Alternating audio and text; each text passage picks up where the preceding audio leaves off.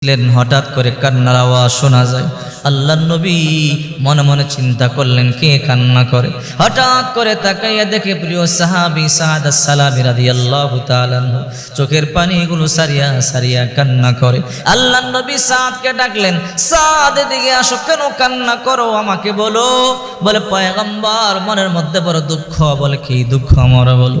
ও পয়গম্বর, ইসলাম কবুল করবার পরে অদ্যাবধি পর্যন্ত এমন কোন আমল নাই যে আমলটা করি নাই, করবার চেষ্টা করি নাই।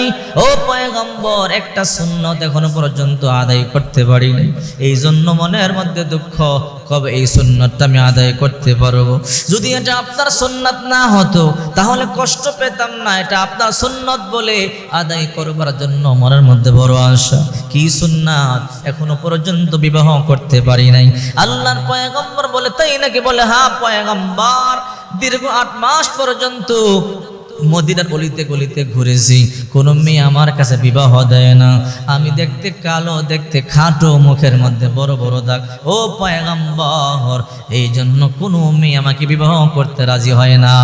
আল্লাহর নবী কাছে ডাকলেন, নিজের হাত মোবারক দিয়া চোখের পানিগুলো মুছে দিয়ে বুকের মধ্যে জড়াইয়া বলে, কান্না করো না, কান্না করো না, যাও যাও, এই মদিনার মধ্যে সবচেয়ে সুন্দরী একটা মেয়ে আছে যাকে হুরে মদিনা বলা হয়, আমার অমুক সাহাবীর কন্যা, তার বাড়িতে যাও, আমি পয়গম্বরের পক্ষ থেকে পয়গাম পাঠায়া দাও, আমি আল্লাহর নবী তার মেয়ের সাথে আমি তোমার বিবাহ ঠিক করেছি, যাও তার বাড়ি থেকে প্রস্তাব দাও। সাদ আস-সালামি রাদিয়াল্লাহু তাআলা আনহু খুশি মনে দৌড়াইয়া ওই সাহাবীর বাড়িতে চলে গেল। বাড়িতে যাওয়ার পরে সালাম দিল। সালাম দেওয়ার পরে বলল, কে? বলে আমি আল্লাহর পয়গম্বরের সাহাবী সাদ আস-সালামি। আল্লাহর পয়গম্বর আপনার বাড়িতে আমারে পাঠাইছে। ওই সাহাবী পয়গম্বরের কথা শুনবার পরে দরজা খুলে দিল। কেন আসছো? কেন? আল্লাহর পয়গম্বর আমার কাছে তোমারে পাঠাইলো। ওগো আল্লাহর নবীর সাহাবী, আপনার একটা কন্যা আছে খুব সুন্দরী। বলে হ্যাঁ। হুরে মদিনা বলা হয়? বলে হ্যাঁ। আল্লাহর পয়গম্বর আপনার মেয়ের সাথে আমি সাদের বিবাহ ঠিক করেছে। এই কথা বলতে দেরি ওই সাহাবী তোর আগে অগ্নিশর্মা হয়ে গেছে। কি বলো তুমি? হ্যাঁ। বলে চেহারা আয়নায় দেখছো কখনো? তুমি কেমন কালো, তুমি দেখতে কেমন খাটো, চেহারার মধ্যে বড় বড় দাগ আছে। আর আমার মেয়ে মদিনার মধ্যে সবচাইতে বেশি সুন্দরী। আর আমার মনে হয় তুমি মদিনার মধ্যে সবচাইতে বেশি কালো। তোমার সাথে আবার আমি আমার মেয়েকে কেমনে বিবাহ দেই? রাগ হলেন, বললেন বের হয়ে যাও। দরজা বন্ধ করে দিল। দরজা বন্ধ করে দেওয়ার পরে মেয়েটা অন্দরমহল থেকে বের হয়ে আসলো। ইয়া আবাতা আন্না যা, বাবা নিজেকে বাঁচাও, বসবার কোনো অধিকার নাই। বলে কেন? বল এই ছেলেটাকে কেন ফিরাইয়া দিলা? বলে মা তুমি তো জানো না, এই ছেলে এসে বলে সে তোমাকে বিবাহ করবে। বলে তাতে কি হয়েছে? মারে তুমি কেমন সুন্দরী, এই ছেলেটা অনেক কালো, মুখের মধ্যে বড় বড় দাগ, এত অসুন্দর ছেলে আমি কখনো দেখি নাই। ও বাবা, সে অসুন্দর হতে পারে, সব কথাগুলো আমি ভিতর থেকে শুনছি। এই পয়গামটা পাঠাইছে কে? বলে এই পয়গামটা পাঠাইছে বিশ্বনবী মুহাম্মদুর রাসূলুল্লাহ। বাবা আপনাকে নবীর দিকে তাকাইলেন না, পয়গামটা পাঠাইছে কে তার দিকে তাকাইলেন না। আল্লাহর নবী তো আমার সম্পর্কেও জানে, তার সম্পর্কেও জানে। বাবা আল্লাহর নবী যেহেতু পাঠাইছে, পয়গামটা কেন ফিরাইয়া দিলেন? বাবা তাড়াতাড়ি যান, এমন হতে পারে আপনার বিরুদ্ধে আয়াত নাজিল হয়ে যেতে পারে। যদি আপনার বিরুদ্ধে আয়াত নাজিল হয়, চিরস্থায়ী জাহান্নামের মধ্যে যাওয়া ছাড়া আপনার কোনো উপায় নাই। ওই সাহাবী তখন বলে, হ্যাঁ মা তুমি তো ঠিকই বলেছ। বলে বাবা আমি পর্দার আড়াল থেকে ওই ছেলেকে দেখেছি, যদিও কালো হয়, কিন্তু ওই ছেলেটা তো আল্লাহর পয়গম্বরের একজন সাহাবী, জান্নাতি মানুষ। যেহেতু আল্লাহর পয়গম্বর আমার জন্য তাকে পাঠাইছে, অবশ্যই আমি তাকে বিবাহ করব। এই কথা বলতে দেরি ওই সাহাবী দৌড়াই আল্লাহর পয়গম্বরের কাছে চলে গেলেন। এখন আল্লাহর নবী খুতবা দিতেছেন, আর সাদ আস-সালামি বসে বসে কান্না করতেছে। আল্লাহর নবী তখন বলল, কি রে সাদ, বিবাহ দেয় না? বলে না, পয়গম্বর রাজি হয় না। বলে তাই নাকি? বল হ্যাঁ ঠিক আছে বসো। ওই সাহাবী কিছুক্ষণ পরে গিয়ে বলে, ইয়া রাসূলুল্লাহ, আমার ভুল হয়েছে, অন্যায় হয়েছে, ও পয়গম্বর, আপনার সাহাবীকে আমি ফিরাইয়া দিছি। আল্লাহ নবী তখন বলল, তুমি কি জানো না আমি পাঠাইছি? আমার কথা কি বলে নাই? বলে হ্যাঁ বলেছে। ও পয়গম্বর, আমারে মাফ করে দেন, এখন আমিও রাজি, আমার মেয়েও রাজি, বিবাহ হয়ে যাবে। আল্লাহ নবী তখন সাদকে ডাকলেন, সাদকে ডেকে বলল, সাদ একটু হাসো, তোমার বিবাহ ঠিক হয়ে গেছে। বুকের মধ্যে জড়াইয়া আল্লাহ নবী চোখের পানিগুলো মুছে দিলেন আর বললেন, যাও যাও, তোমার বিবাহের জন্য 600 দিরহাম ধার্য ধারণ করা হলো, তোমার বিবির মহারানা হিসাবে 600 দিরহাম তুমি নিয়ে আসো।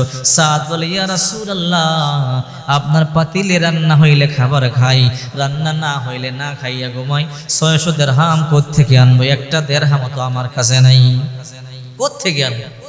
আল্লাহ নবী তখন বললেন, যাও, মদিনার মধ্যে আমার একজন সাহাবী আছে, গরিব সাহাবী, নাম তার আলী, আলীর বাড়িতে যাও, আমার কথা গিয়া বলবা, আলী তোমাকে 200 দিরহাম দিয়ে দিবে।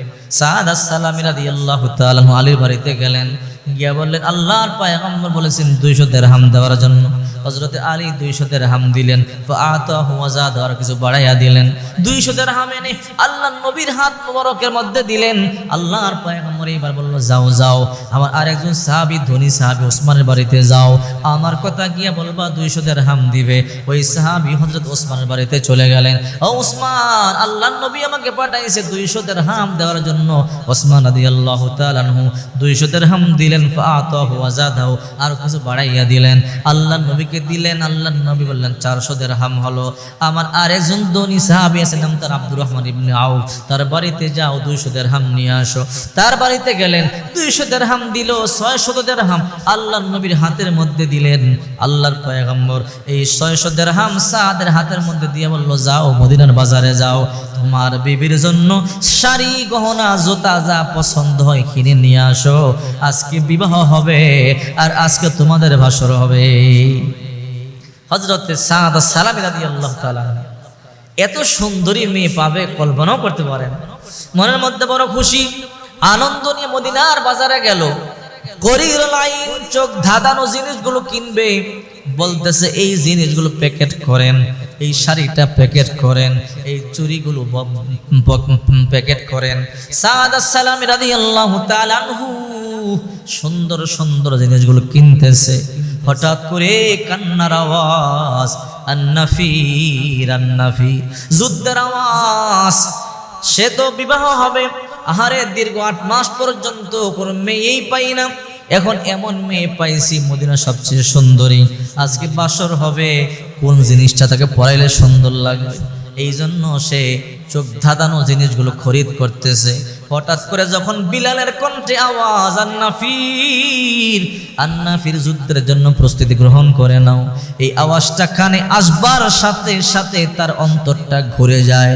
এই দিকে সুন্দরী বিবি আর এই দিকে আল্লাহ আর আল্লাহ রসুল, আমি কোন দিকে যাব? আর এই দিকে সুন্দরী যুবতী আর এই দিকে আমার নবী, আমি কোন দিকে যাব? সাদ আস-সালামি রাদিয়াল্লাহু তাআলা আনহু মনে মনে চিন্তা করে, না না, আল্লাহ আর আল্লাহ রসুল থেকে আমার বিবি আমার কাছে দামি হইতে পারে না। এই জন্য দোকানদারকে বলল, দোকানদার ভাই, যেই মালগুলো আমাকে দিছিলাম মালগুলো ফেরত নাও, যেই টাকাগুলো আমি দিছি টাকাগুলো আবার আমাকে ফেরত দিয়া দাও। দোকানদার বলে, কেন? বলে, না রে ভাই, বাসর করবো না, যুদ্ধের ময়দানে যাব। দোকানদার অবাক হইয়া বলে, আজকে তোমার বিবাহ, সুন্দরী মেয়ে তুমি পাইছো, মদিনার মধ্যে সবচেয়ে সুন্দরী মেয়ে, অথচ তাকে রাইখা যুদ্ধের ময়দানে যাইবে, ইমানটা কেমন? এবার টাকা ফেরত নিয়া যেই দোকানে যুদ্ধের ডাল আর তরবারি বিক্রি করে, লৌহ বরহম বিক্রি করে, বর্ম বিক্রি করে, ওই দোকানের মধ্যে গিয়া হেলমেট কিনলেন, তরবারি কিনলেন।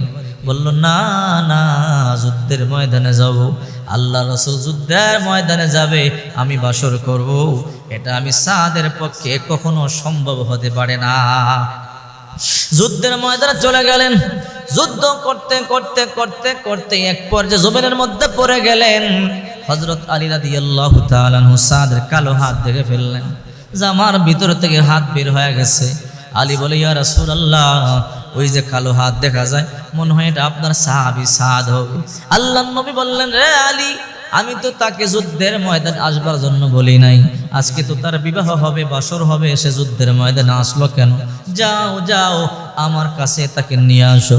হযরত আলী রাদিয়াল্লাহু তাআলা আনহু সাদ আস-সালামি রাদিয়াল্লাহু তাআলা আনহুকে কোলে করে আল্লাহর হাবিব সাল্লাল্লাহু আলাইহি ওয়াসাল্লামের কোলের মধ্যে নিয়ে আসলেন। আল্লাহর নবী হেলমেটটা খুলবার পরে তার মুখের বালুগুলো, চোখের পানিগুলো মুছে দিয়ে বলে, সাদ, আজকে তোর বিবাহ ছিল, বাসর হবে, কেন যুদ্ধের ময়দানে আসলি? আমি তো যুদ্ধে আসবার জন্য বলি নাই। সাদ রাদিয়াল্লাহু তাআলা আনহু বলে, ইয়া রাসূলুল্লাহ, আপনি যুদ্ধের ময়দানে পড়ে থাকবেন আর আমি বিবির বাসর করব না, হইতে পারে না। আল্লাহর নবী গো, আমি আমার জীবন থেকে আপনারে আর আল্লাহরে বেশি ভালোবাসি। পয়গম্বর তার কথা শুনে কান্না করে দিলেন, তার চোখের পানিগুলো মুছে দেয়। আল্লাহর নবীর কোলের মধ্যে তার মাথা, আল্লাহর নবীর কোলের মধ্যে সাদ ইন্তেকাল করলো, শহীদ হয়ে গেল। আল্লাহর নবী কান্না করে দিলেন, চোখের 2 ফোঁটা পানি পড়ে গেল। আবার মুহূর্তের মধ্যে আল্লাহর পয়গম্বর হেসে দিলেন। আবার আল্লাহর পয়গম্বর মুহূর্তের মধ্যে চেহারা পিছন দিকে ফিরাইয়া নিলেন। সাহাবীদের মধ্যে একজন যুবক সাহাবী, নাম তার আবু লুবাবা রাদিয়াল্লাহু তাআলা আনহু দাঁড়াইয়া বলে, ইয়া রাসূলুল্লাহ, 3টা প্রশ্ন আছে। বলো, কি প্রশ্ন বলো?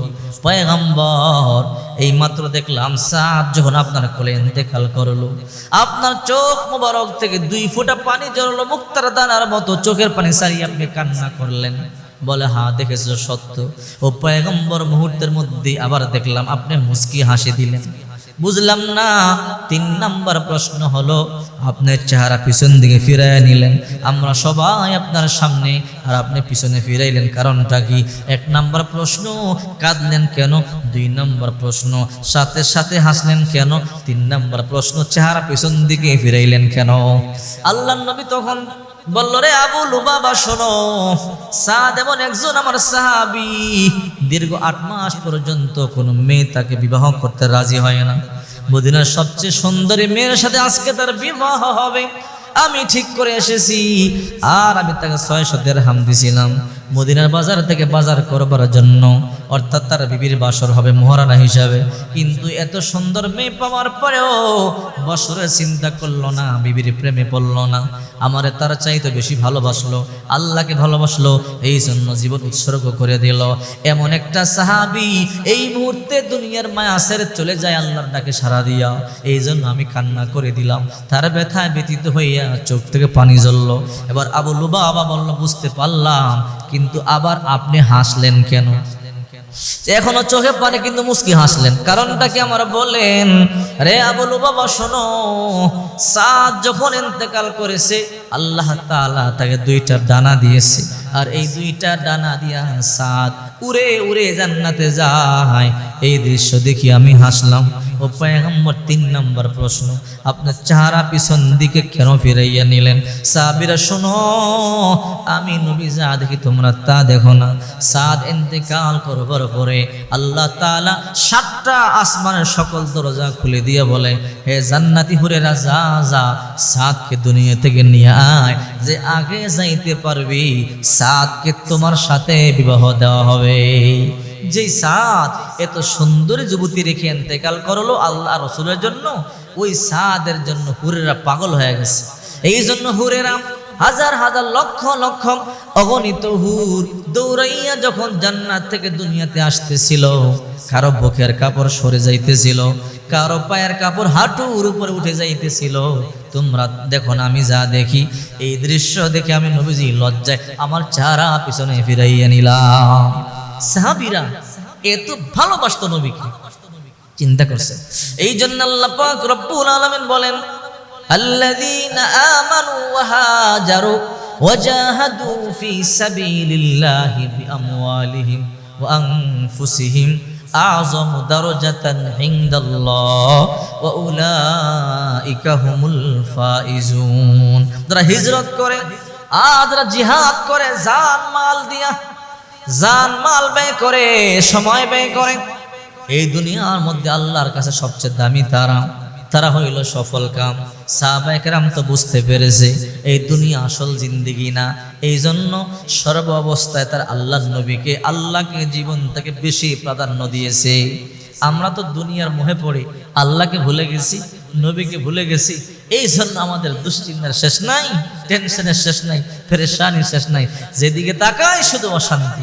যদি আমরা আল্লাহকে জীবন থেকে বেশি ভালোবাসতাম, নবীকে জীবন থেকে বেশি ভালোবাসতাম, তাহলে দুনিয়ার ফিতনা কোনোদিন আমাদেরকে